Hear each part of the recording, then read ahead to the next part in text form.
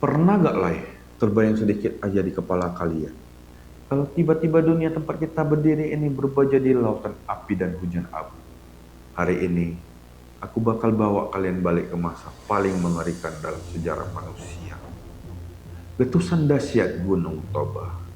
Tapi sebelum kita mulai, aku pengen Lai bayangkan dulu, apa yang bakal Lai rasakan kalau tiba-tiba langit jadi gelap gulita dan udara yang Lai hirup penuh dengan abu panas. Coba tulis jawaban kalian di kolom komentar ya, Lai.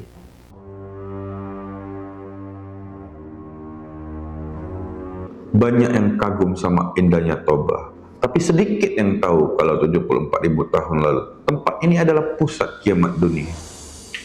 Ini bukan letusan gunung biasa. Ini ledakan sepel vulkano yang bikin bumi gelap dan dingin selama 1 dekade. Bahkan nenek moyang kita hampir punah gara-gara ini. Penasaran gimana kejadiannya? Begini urutan ceritanya. Jauh sebelum kita ada, tepatnya 74.000 tahun silam, wilayah Sumatera Utara adalah limbah yang sangat megah. Pohon-pohon raksasa menutupi tanah dari sinar matahari. Tapi jangan salah, di balik tenangnya suasana pergunungan barisan saat itu, alam sebenarnya lagi bersiap untuk meledak. Waktu itu, manusia purba masih hidup sederhana banget. Mereka berkelompok, cari makan di hutan, dan harus waspada sama hewan-hewan gede yang sekarang udah gak ada lagi. Hidup mereka benar-benar menyatu sama alam, mengandalkan insting kuat buat tetap selamat di tengah rimba Sumatera. Tapi tiba-tiba suasana berubah total. Hutan yang tadinya ramai sama suara burung mendadak jadi sepi senyap. Sunyi banget ya. Gak lama kemudian ribuan burung terbang menjauh seolah-olah mereka lagi lari dari sesuatu. Di bawah, hewan-hewan darat itu mulai panik. Mereka lari turun dari gunung tanpa arah. Ketakutan karena mereka tahu sesuatu yang mereka mengerikan akan segera terjadi. Nah, bayangkan kalian di sana. Tanah yang kalian injak gak pernah berhenti goyang selama berbulan-bulan. Itu adalah guncangan tektonik yang menandakan magma di bawah lagi bergejolak. Dari lubang besar di gunung itu, asap belalang mulai naik tinggi ke langit. Udara gak lagi segar. Baunya sangat tajam sampai-sampai semua pohon di sekitar kawah itu mati karena udaranya sudah berubah jadi racun. Langit mulai berubah warna. Bilunya hilang, berganti jadi kuning yang mencekam karena gas beracun mulai memenuhi udara. Tak ada yang tahu di bawah sana, sebuah ketakutan besar sedang bersiap untuk meledak. Ini bukan sekadar letusan. Ini adalah bom waktu raksasa yang energinya setara ribuan bom atom. Siap memporak-porandakan segalanya.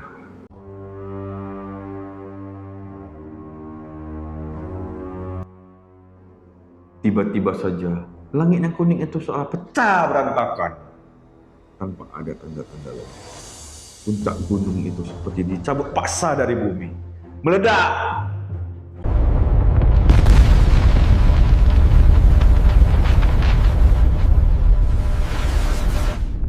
Suaranya sangat dahsyat, bahkan sanggup bikin tuli siapapun dalam jarak ratusan kilometer.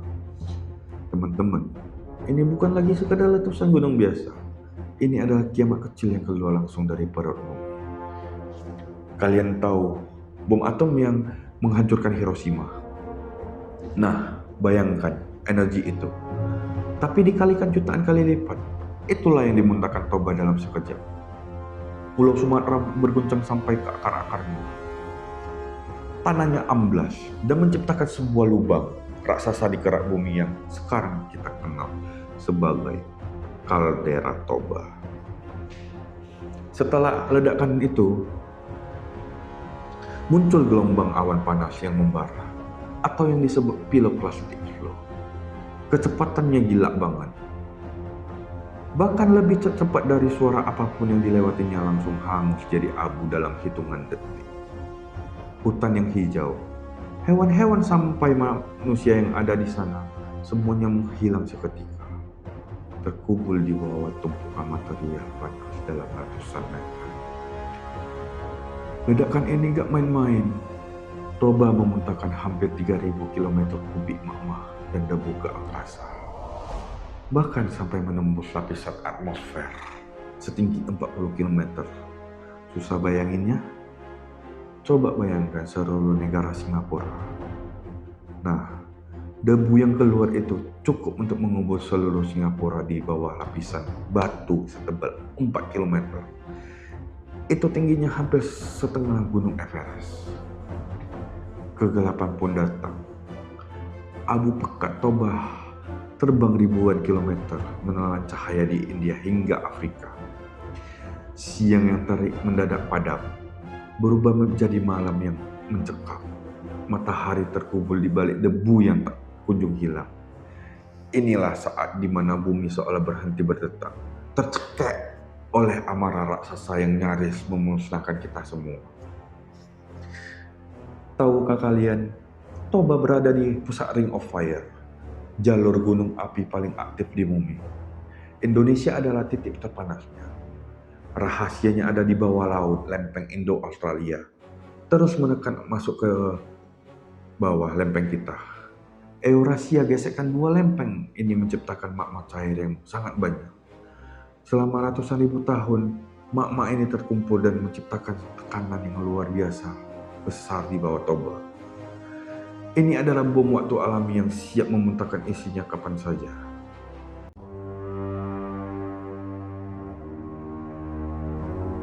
Saat debu letusan itu sudah menutup seluruh langit, matahari seorang menyerah dan gak pernah kembali lagi. Dunia tiba-tiba jatuh ke dalam masa yang sangat mencekam, yang kita kenal sebagai musim dingin vulkanik. Gelap, dingin, dan sunyi. Teman-teman, ini adalah momen di mana bumi seolah sedang sekarat dan detak jantung kehidupan kita semua nyaris berhenti di sana. Kalian tahu gak Lai, gara-gara debu itu, suhu bumi anjlok drastis, secara global turun 3-5 derajat Celcius. Tapi di banyak tempat malah makin parah, suhunya merosot sampai 15 derajat Celcius. Bayangkanlah, sungai-sungai yang biasanya mengalir deras langsung jadi es. Hutan tropis kita yang tadinya subur dan hijau, tiba-tiba berubah jadi padang es yang gersang. Bumi kita benar-benar masuk ke zaman es kecil selama 10 tahun penuh. Coba bayangkan, hutan yang tadinya ramai sama suara burung dan hewan, tiba-tiba jadi sunyi senyap. Gak ada suara sama sekali, yang ada cuma kesunyian yang bikin merinding. Manusia purba dan hewan-hewan yang masih hidup jalan sempoyangan kayak hantu di tengah hamparan abu. Mereka harus berantem, berjuang mati-matian cuma buat rebutan sisa makanan di dunia yang rasanya sudah mau kiamat ini. Inilah saat yang paling kritis guys. Kemanusiaan benar-benar berada di ambang kepunahan. Para ilmuwan menyebut masalah ini sebagai genetik bottleneck atau penyempitan genetik. Coba kalian bayangkan, planet bumi yang serius ini mendadak jadi kosong melompong gara-gara kelaparan dan suhu yang dingin. Jumlah manusia yang menyusut drastis. Bayangkanlah ya, dari sekian banyak orang yang tersisa mungkin cuma sekitar 1.000 sampai 10.000 pasang saja di seluruh dunia. Kita nyaris jadi spesies yang punah. Tinggal menunggu waktu saja sampai manusia benar-benar hilang dari sejarah. Tapi dengar inilah, manusia kita gak menyerah gitu saja. Di ujung selatan Afrika di sana, ada kelompok kecil nenek moyang kita yang bertahan hidup dengan cara yang luar biasa. Pas daratan sudah jadi gurun abu yang gak ada lagi pohon atau hewan buat dimakan, mereka memutar otak dari lari ke arah laut. Mereka belajar makan kerang dan hasil laut di pesisir. Protein dari laut itulah yang jadi penyelamat, sumber makan stabil yang bikin mereka gak ikutan mati kelaparan kayak yang lain. Itulah yang menyelamatkan umat manusia lain. Jadi begitulah ceritanya Lai. Gak peduli siapa kita sekarang, sebenarnya kita semua membawa warisan yang sama. Kita adalah anak cucu dari orang-orang hebat yang berhasil melewati masa paling kelam dalam sejarah bumi. Kita penyintas Lai. Keberatan kita hari ini adalah bukti nyata kalau seburuk apapun situasinya, Nenek moyang kita punya semangat yang gak bisa dipadamkan oleh abu toba sekalipun.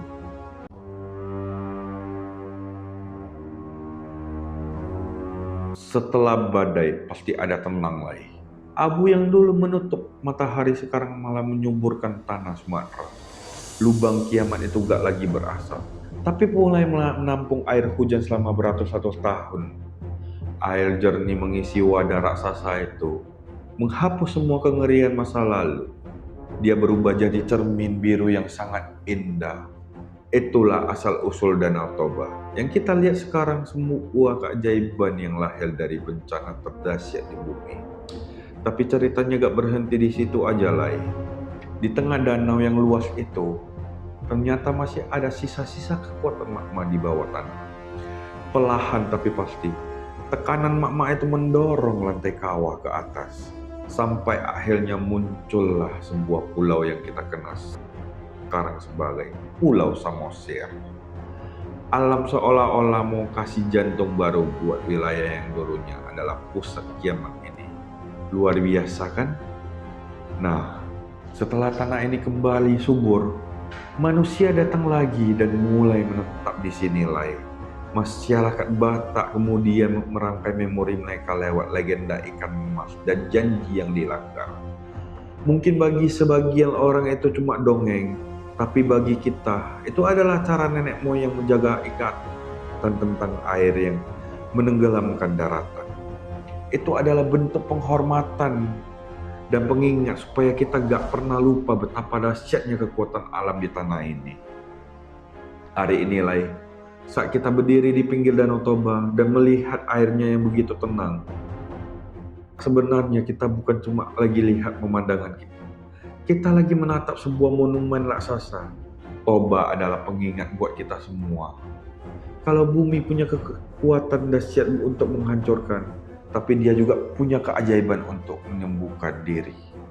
Keindahan Toba yang kita lihat sekarang adalah bukti nyata kalau kehidupan akan selalu punya cara untuk bangkit dan kembali mekar. Nalai, setelah kita lihat betapa mengerikannya kiamat Toba di masa lalu, sekarang muncul satu pertanyaan besar buat kita semua. Mungkinkah sejarah ini bakal terulang lagi? Dan kalau memang itu terjadi, pertanyaannya, apa kita sudah benar-benar siap?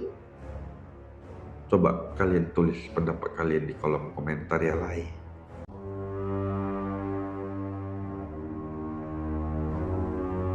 Hari ini, setelah 74.000 tahun kiamat itu berlalu, bekas luka paling dalam di bumi ini sudah berubah jadi tempat paling cantik lain. Bahkan pada Juli 2020 kemarin, dunia kasih pengakuan resmi kaldera Toba sah jadi UNESCO Global Geopark. Yeay! Tapi ingat ya lah, ini bukan cuma soal gelar pariwisata biasa. UNESCO mengakui Toba karena 3 hal hebat: kekayaan alam, ragam hayatinya, dan budaya suku Batak yang luar biasa. Toba adalah bukti kalau sejarah geologi alam dan manusia bisa menyatu jadi satu warisan dunia yang nggak ada duanya. Kisah Toba ini bukan cuma soal hancur-hancur lanai, tetapi soal betapa tangguhnya kita. Toba itu pengingat keras kalau kita ini bukan penguasa bumi. Kita cuma tamu yang numpang tinggal di atas planet yang sewaktu-waktu bisa bergejolak. Kita gak boleh lengah lagi. Sejarah sudah kasih lihat betapa rapuhnya kita kalau alam sudah berkehendak. Kita memang gak bisa hentikan gunung meledak, tapi kita bisa belajar dari ilmu pengetahuan dan mitigasi bencana buat dengerin tanda-tandanya dan bersiap. Toba adalah saksi kalau kita pernah nyaris kalah, tapi kita berhasil bangkit. Jadi mari kita jaga warisan dunia ini sambil terus hormat sama kekuatan besar di bawah kaki kita. Sekian dulu videonya Lai. Terima kasih sudah menonton. Kalau kalian suka cerita sejarah dan bencana kayak gini, jangan lupa like, subscribe, dan bagikannya. Tulis di kolom komentar bencana apa lagi yang mau kita bahas selanjutnya. Sampai jumpa di video berikutnya. Horas!